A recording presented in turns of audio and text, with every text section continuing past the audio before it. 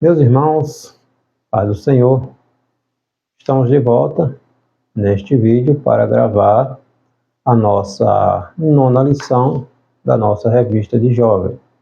Hoje, nossa lição está tratando a respeito das finanças, a realidade bíblica das finanças.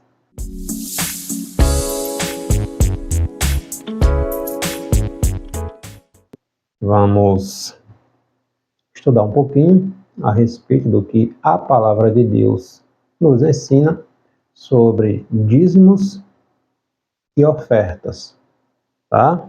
O nosso texto áureo está em Provérbios, capítulo 3, versículo 9, onde diz que honra ao Senhor com a tua fazenda e com as primícias de toda a tua renda. O resumo da lição, a forma como tratamos nossas finanças, mostram quem está no controle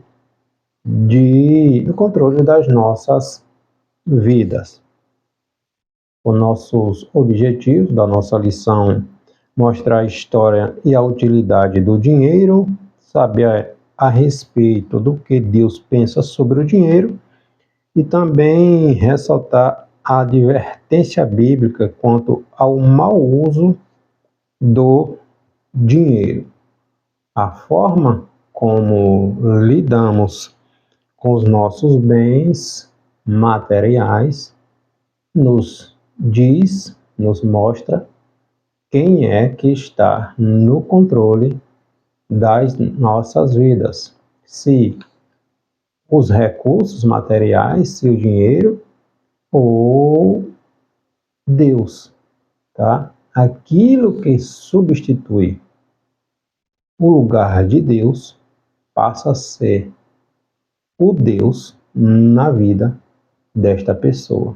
Então a gente precisa ter cuidado, porque nada nem ninguém substitui Deus nas nossas vidas, tá?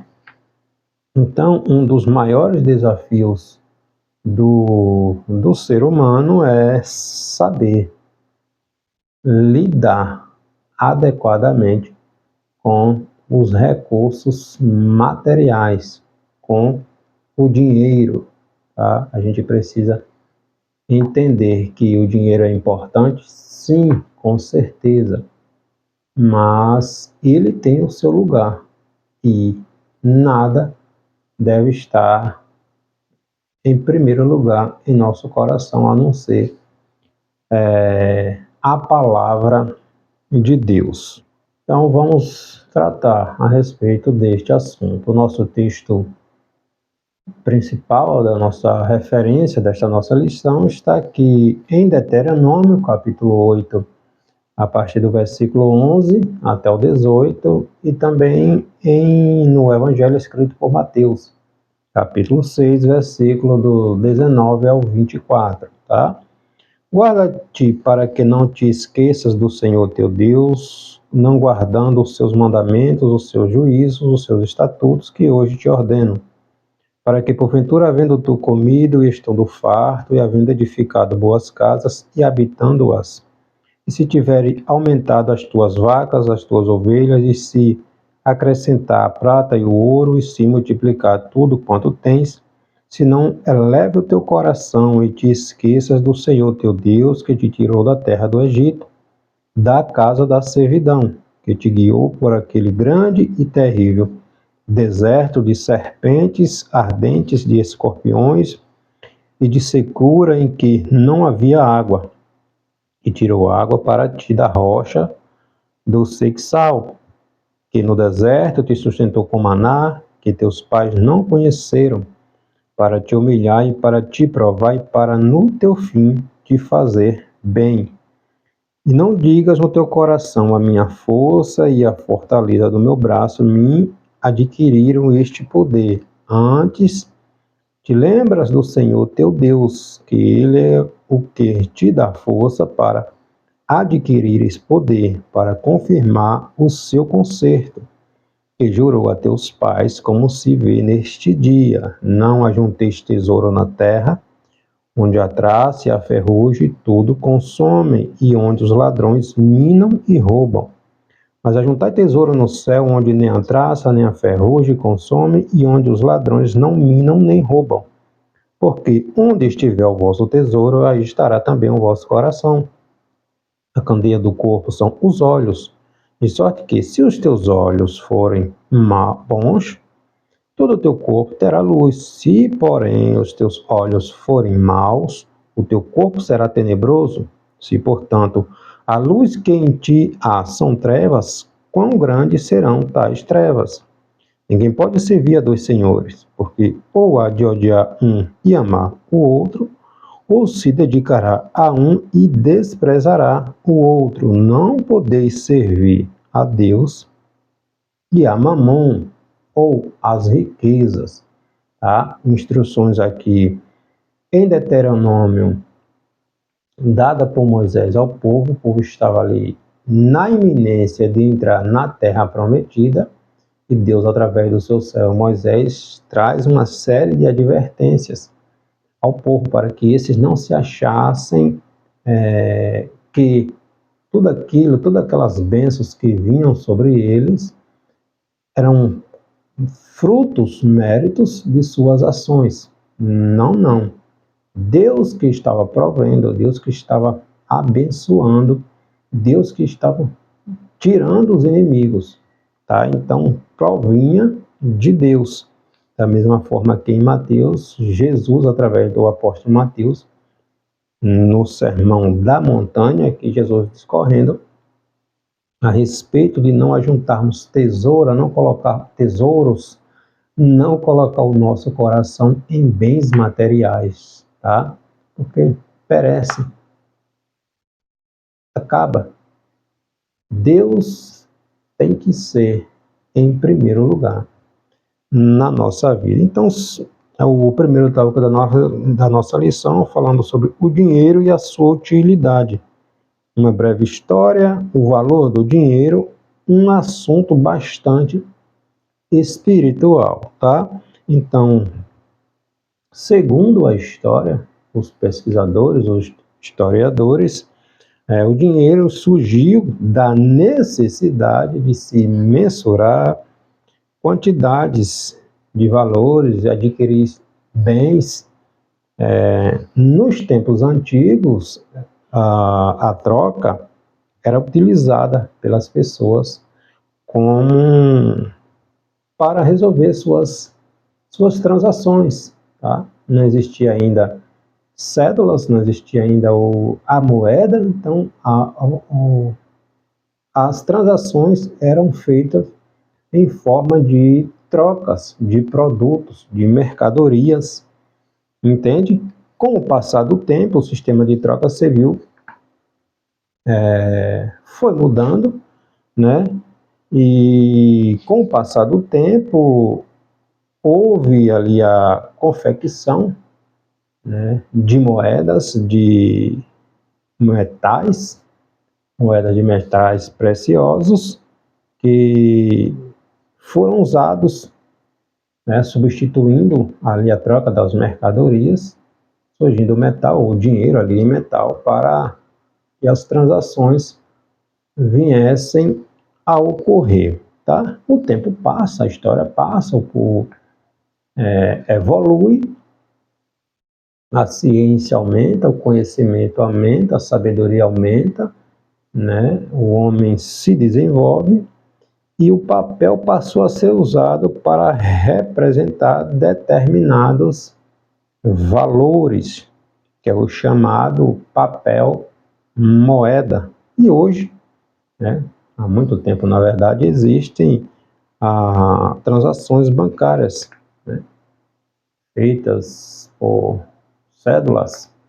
Hoje nós já estamos na era digitalizada, né, com o avanço da tecnologia, nós temos as moedas digitais, e no Brasil nós temos o Pix, o chamado Pix, que é aquela transação instantânea. Hoje praticamente a maioria das pessoas não usa mais, não andam mais com dinheiro em papel, né?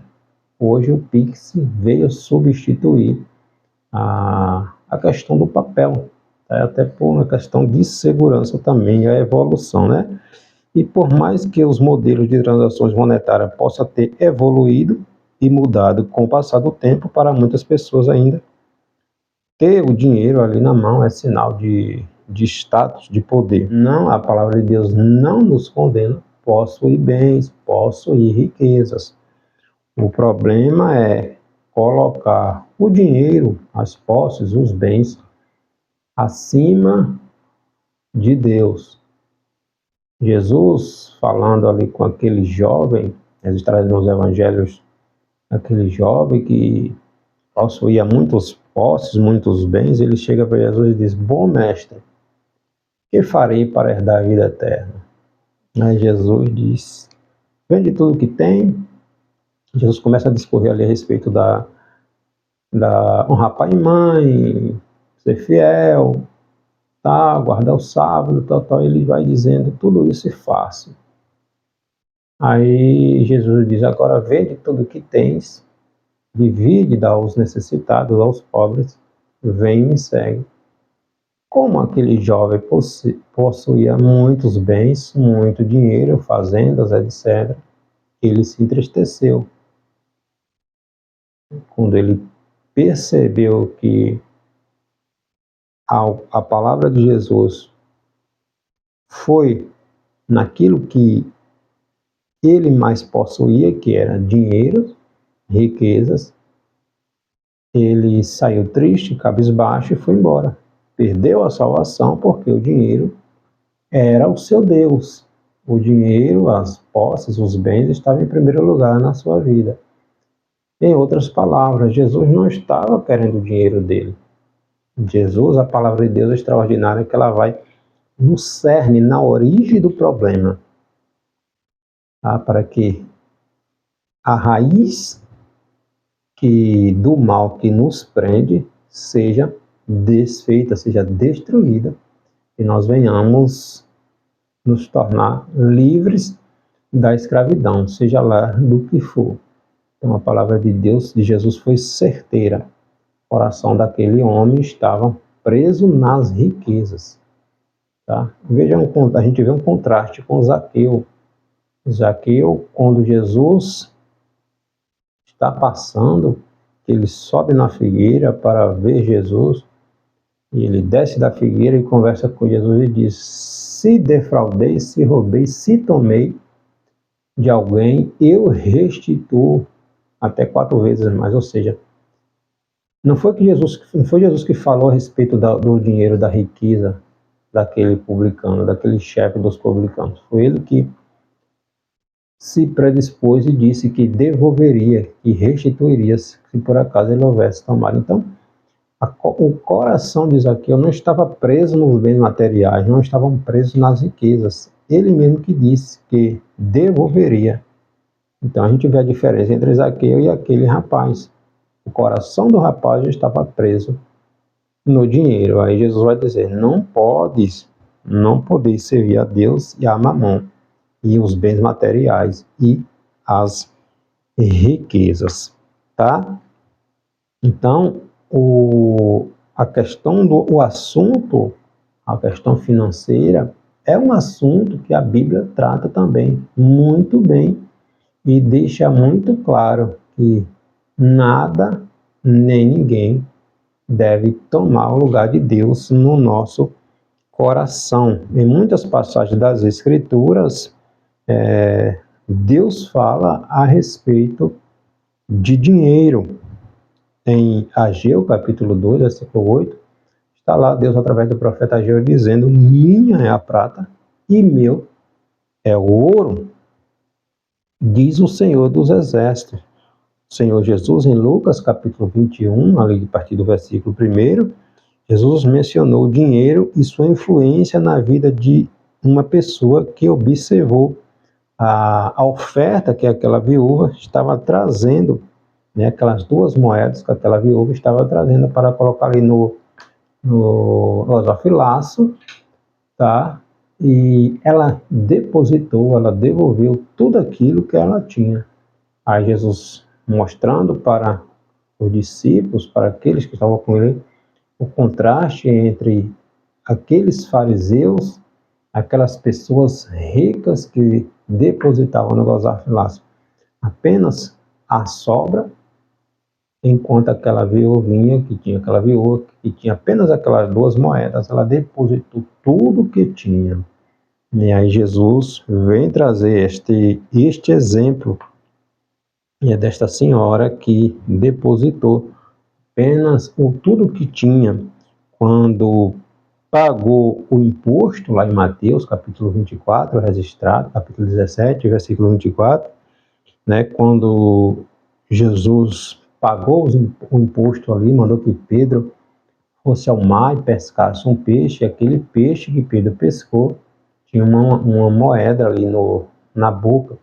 Pedro pegou aquela moeda e devolveu, deu o tributo, e estava prescrita ali na lei, tá? Da mesma forma, em Lucas capítulo 15, Jesus vai falar também ali da parábola daquele samaritano, do bom samaritano. O samaritano, ele cuidou daquele homem que estava ferido, pagou a hospedagem e ainda disse que se por acaso houvesse a necessidade de mais despesas, quando ele voltasse da viagem, ele quitava tudo aquilo que fosse necessário para os cuidados daquele homem que havia sido salteado durante a sua caminhada, tá? Então Jesus vem tratar a respeito do cuidado que precisamos ter para não deixarmos que bens e riquezas tomem o lugar de Deus no nosso coração, tá? Jesus também experimentou sustento financeiro, né? No seu ministério tinha pessoas que com o coração ali aberto que patrocinavam, que abençoavam o ministério de Jesus. E também João, capítulo 12, a partir do versículo 6, vem tratar com uma triste história. É o caso de Judas Iscariotes, aquele que veio atrair Jesus, que Judas tirava, roubava dinheiro que ele era, aquele que estava na administração das finanças, possivelmente junto ali com Filipe, discípulo de Jesus também, e Judas tirava, roubava do dinheiro que era distribuído ou dado, né, para abençoar o ministério de Jesus. Judas Iscariotes, volta e meia, ele tirava, ele roubava dos recursos que eram destinados ali para a manutenção do ministério de Jesus. Portanto, finanças é sim um assunto que precisamos tratar, um assunto também de cunho espiritual, pois Jesus nos diz que não tem como a gente servir a Deus com o coração preso, né, nas riquezas, nos bens materiais. Jesus sabia da necessidade de lidar com o dinheiro enquanto esteve neste mundo e nos deixou claro exemplos, né, do qual, quando as pessoas colocam seu coração nos seus bens, ele vai esquecer de que tudo é de Deus. Não somos donos de nada, somos apenas administradores. Ou administramos bem para a glória de Deus, ou nos tornamos reféns e escravos daquilo que possuímos, tá? O segundo tópico da lição, Deus e o dinheiro. Os dízimos, honrando ao Senhor, auxiliando os irmãos. O assunto dos dízimos era tratado em Israel entre os judeus com naturalidade, como uma forma de os judeus reconhecer o poder de Deus e o sustento divino em suas vidas, né? Deus proveu, o povo sai do deserto, Deus proveu tudo que o povo necessitava. Os dízimos eram trazidos pelos hebreus e serviam para custear os elementos utilizados no culto, né?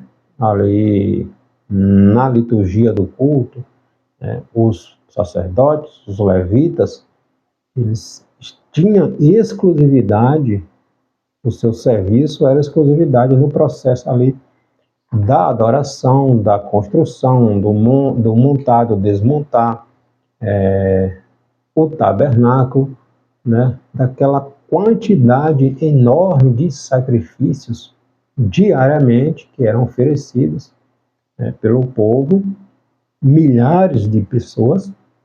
Então, os levitas, os sacerdotes, o trabalho deles era para Deus, eles eram dedicados exclusivamente para esse serviço da adoração, né, do tabernáculo, depois no templo. Então, as ofertas, os dízimos, que eram entregados, devolvidos, eram para os levitas, né, os sacerdotes. Então, os judeus tinham essa prática, que era uma ordenança, né, Deus instituiu ali através de Moisés, para que todos os dízimos, as ofertas, né, de gratidão, enfim, se fossem devolvidos. Então, os judeus tinham isso muito claro e faziam isso muito bem. Só que os dízimos, ele antecede a lei mosaica, tá? É muito antes da lei mosaica ser instituída.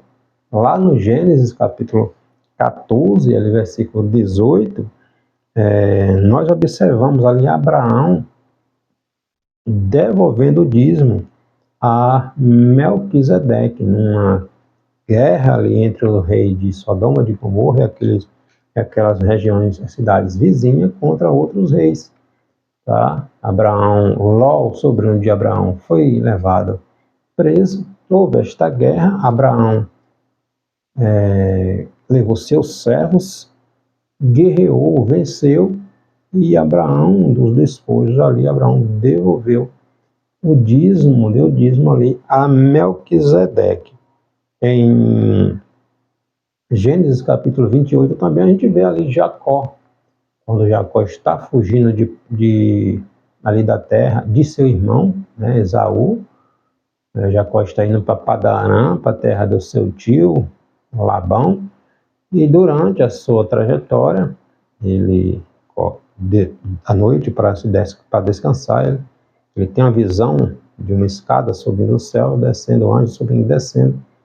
Ele faz ali um voto a Deus, né? Porque se Deus o prosperasse, o abençoasse, o levasse em segurança, e o trouxesse de segurança à terra de seus pais, que ele devolveria, que ele daria o dízimo de tudo que ele possuía, que ele viesse a possuir. Então, muito antes da lei mosaica vir institucionalizar o dízimo, já era uma prática muito praticada bem antes da lei mosaica, tá? Então o Senhor Jesus chamou de ladrões os que se esqueciam de trazer seus dízimos para a casa do Senhor, para a casa do tesouro, lá em Malaquias capítulo 3, versículo 7, ou seja, o povo pós-cativeiro, o povo estavam se dedicando às suas casas, suas vidas, e estavam esquecendo da casa de Deus, né, do templo,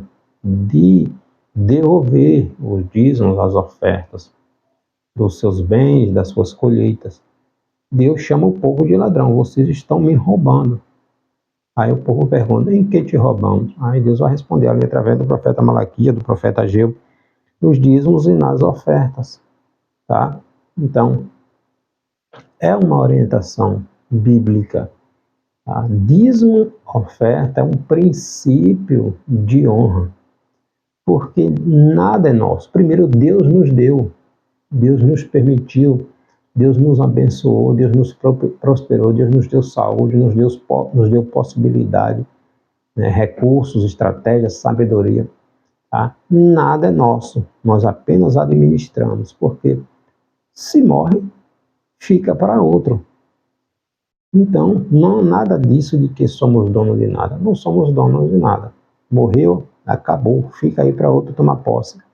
E assim sucessivamente. Então, precisamos administrar com sabedoria, reconhecendo e dando glória a Deus. Porque tudo é de Deus, tá? Então, assim como os hebreus também, nós somos convidados a entregar, a devolver nossos dízimos como uma questão de fé, de gratidão pelo que temos recebido do nosso Deus. Os dízimos mantêm as nossas igrejas, né? Os ministros, tem ministro que ele é exclusivo para a questão do culto, da adoração. Um homem de Deus, uma mulher de Deus que dedica 24 horas na questão do culto, das visitas, da preparação do sermão, da oração, da preparação do estudo bíblico, da escola dominical, né? E uma pessoa dessa, muitas vezes, não tem tempo para uma atividade laboral. Então, quando ele se dedica exclusivamente, era o caso dos levitas, né, dos sacerdotes. O serviço dele era exclusivo para adoração. Uma pessoa dessa vai ter tempo de ter uma atividade laboral? E como fica a família? Entende? Então, a gente precisa compreender isso. O apóstolo Paulo vai dizer, digno obreiro do seu salário. Paulo, tudo bem, Paulo trabalhava, né, para não ser pesado aos irmãos. Mas a gente precisa ter esta consciência, né, que aqueles que se dedicam exclusivamente no processo de adoração, de visitas, de estudo, existe toda uma necessidade, uma dedicação, tá? Então, dízimo, oferta, é gratidão. É um princípio de honra, tá? Nossas igrejas precisam ser cuidadas. Existe uma série de situações que necessita dos recursos, né, do dízimo e das ofertas, e devolvemos a causa do Senhor. E entendamos uma coisa,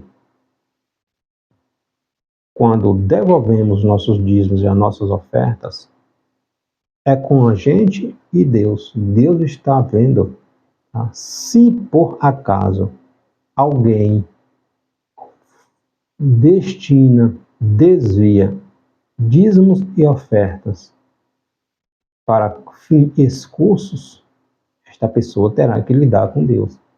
E Deus é um Deus justo, é um Deus que vê tudo, e esta pessoa terá que lidar com Deus, tá?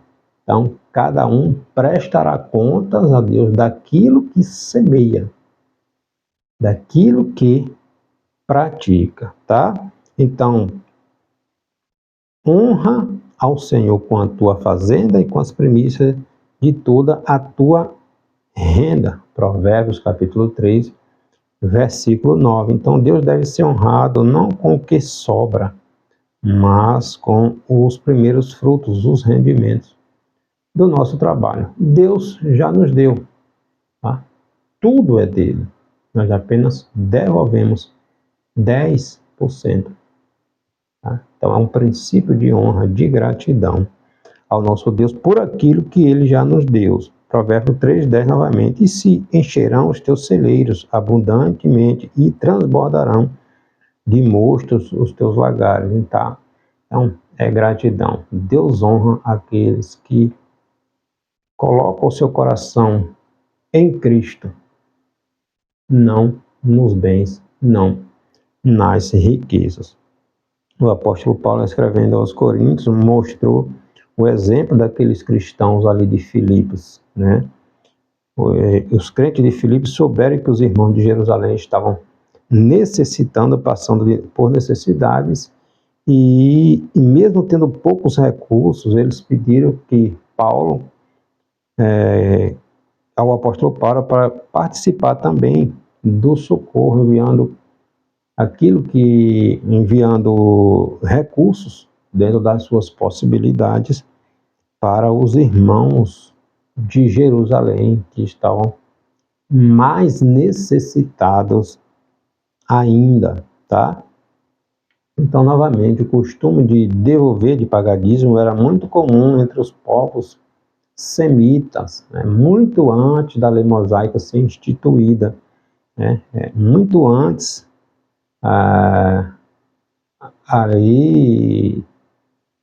antes de Abraão, na verdade, né? Então, Abraão deu ali a Melquisedeque um décimo de todo o despojo conquistado, está lá em Gênesis capítulo 14, né? Daqueles reis conquistados na guerra ali contra aqueles 5 reis. E, da mesma forma, o fato mencionado parece indicar que se tratava de um costume estabelecido, tá? Era um costume ali dos povos semitas, né? Devolver, dar o dízimo em gratidão a tudo que eles possuíam.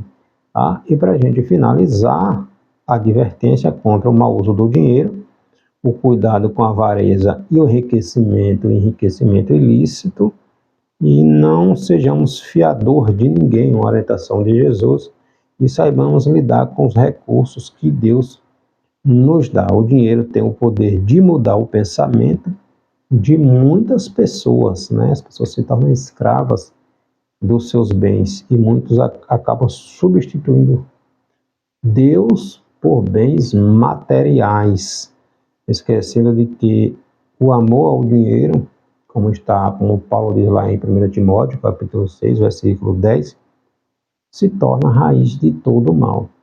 Quando a pessoa coloca o seu coração nos seus bens, ele não se torna dono daquele bem, ele se torna escravo daquele bem. Os seus recursos materiais lhe escravizam, lhe dominam, tá? Então a gente precisa ter cuidado. A avareza não pode fazer parte da vida de um servo de Deus, entende? Então Deus aceita somente o fruto. Olha que interessante também, né? Uma observação interessante. Deus aceita somente o fruto das finanças de um trabalho honesto, digno e que não esteja em contradição ao que a palavra de Deus ensina. Para o Senhor, a forma como trabalhamos para obter nossos recursos faz toda a diferença. Deus não vai aceitar um dinheiro de propina, dinheiro adquirido ilicitamente, entende? A gente precisa observar, dar atenção ao que a palavra de Deus nos ensina. Nenhuma fonte, nenhum dinheiro vindo de fins ilícitos, Deus recebe, tá? A gente precisa ter cuidado. Não sejamos também fiador de ninguém. Uma orientação aqui do Senhor, né? Uma das mais sérias advertências que a palavra de Deus nos dá é para que não sejamos fiador de ninguém. Ser fiador é garantir que a dívida de outra pessoa seja paga com os nossos recursos próprios. Provérbios 6 vai dizer que isso é temerário, caso a pessoa deixe de pagar, né? Nos tornamos fiador de uma pessoa, a pessoa deixa de pagar, de quitar o financiamento. A pessoa que está por fiador é que tem que arcar com os prejuízos, com as consequências.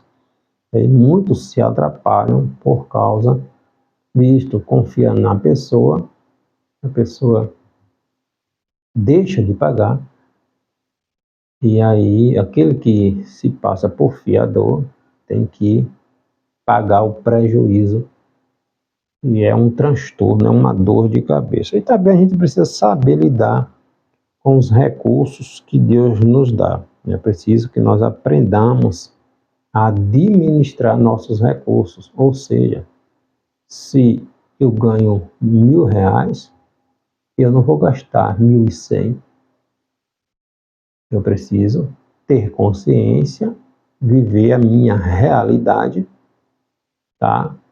Viver a minha realidade.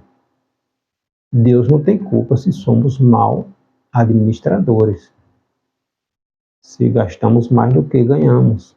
E o recomendável é: não gaste todo o dinheiro que você adquiriu. Deixe uma reserva para uma eventual necessidade, tá? Pessoas não conseguem ter controle dos seus cartões, dos seus cheques, vive sempre no vermelho, né, pagando juros por cima de juros, deixa o nome ir para SPC e uma série de transtornos. Crentes mal pagadores, com nome sujo na praça, dando mau testemunho, tá? Então a gente precisa saber, ter consciência disso. Não gastar mais do que a gente ganha. A conta não vai fechar nunca, entende? Então nós precisamos administrar com sabedoria nossos recursos. Salomão vai dizer lá em Provérbios capítulo 6, também a respeito daqueles que não gostam de trabalhar, vai ter com a formiga, ó preguiçosos. Tá? A formiga estoca ali os seus recursos, porque quando chega o inverno, a sua despensa está abastecida. Trabalha no verão, estoca, planeja, trabalha. E quando chega o tempo que não é possível eles trabalharem, estão ali com suas casas abastecidas para passar aquele período ali que eles não têm como trabalhar, tá? Então, precisamos também ter cuidado com as nossas finanças. É inadmissível que andemos com o nosso nome sujo na praça, irmãos, né? Dando um mau testemunho, escandalizando o Evangelho. Que testemunho vamos dar para esses que não são cristãos? Não damos testemunho nenhum quando agimos desta maneira, tá? Então, dízimo, oferta, é um princípio de honra, é gratidão a Deus. Tudo é de Deus, tudo vem de Deus. Nós apenas administramos, tá? E vamos cuidar dos nossos recursos. Não gastar mais do que se ganha. Amém? Deus abençoe.